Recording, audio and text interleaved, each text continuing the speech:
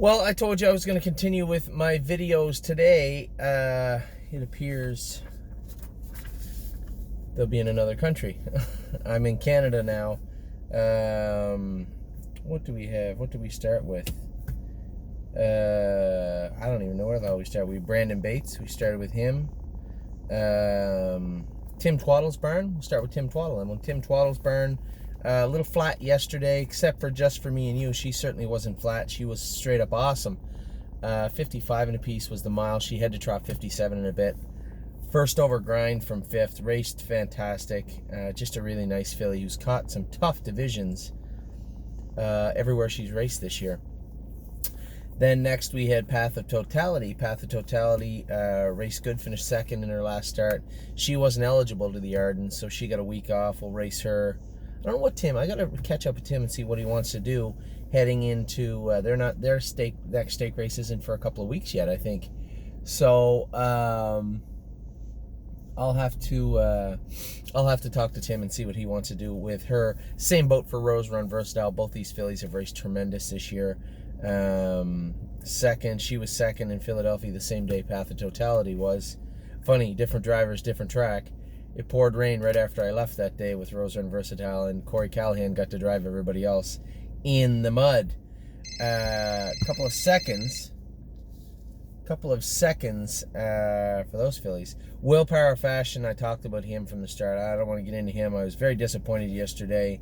This is a horse you had to get in the race, and they didn't. They let him go to sleep. They put him in a position to fall asleep, and shockingly enough, he fell asleep. Get away last with Willpower Fashion. The line looks okay. Somebody said, well, he come 29 seconds. How couldn't he? He was 19 football fields off the lead at the half. So Willpower Fashion will race back soon and be much, much closer to the lead. And Sebastian Yu. We talked about Sebastian Yu. A bit of a calamity last week. That was I was going to say ugliest way to win. It's not, obviously. The ugliest way to win is maybe walking under the wire and being second place first because the horse that beat you hit somebody, or a disqualification of some sort. He won fair and square. He certainly did that. How we're going to control this guy is going to be a problem now, and that's what people don't understand. Like, well, what do you mean what do you mean you weren't happy with his race? Horses aren't, I can't explain to a horse how to race, right? They're not humans.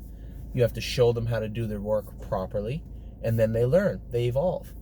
If you show them how to do it improperly, and they take to that, that's a real problem moving forward. That means maybe he just decides he's going to race like that. I'm 180 pounds. He's 1,000 pounds. Guess who's going to win that battle? You never want to start out a horse's career. Now, I'm not blaming Aaron Merriman or Louis. He got away on Louis Philippe on the second qualifier, but he was manageable. The qualifier, I drove him. So there's a manageable horse in there. Just a lot of work to show him how to do it. So his next start will be in the Sire Stakes in Philadelphia also. I don't want to give you the wrong date. I think it's coming up 8th of August, I think. So that is just for me and you. Path of Totality, Rose Run Versatile, Willpower Fashion, Sebastian Yu. Overall, Tim Twaddle's done a tremendous job with these horses. We're lucky to have him. He's done a great job for us, and likely building some good bridges for the future for the stable.ca and Tim Twaddle. So I think I have Brandon Bates and Tim Twaddle out of the way. I think I just have to do everybody else. I'll be back in just a second with everybody else.